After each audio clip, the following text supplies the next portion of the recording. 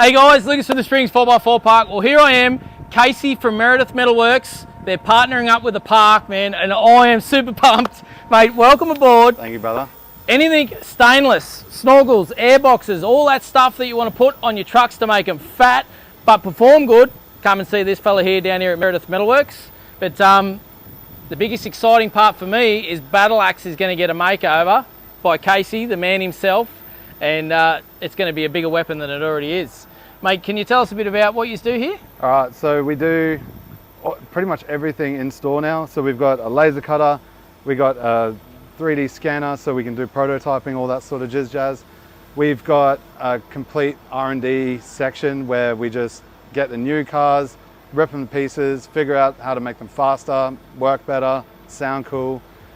Mate, we pretty much do it all, like roof racks, airboxes, intercooler pipes, exhausts. We're starting to work towards more touring-based setups, so I'm really keen on that, and I'm absolutely so excited to work on Battle Axe and see what we can do for that. No, mate, we are pumped and super excited.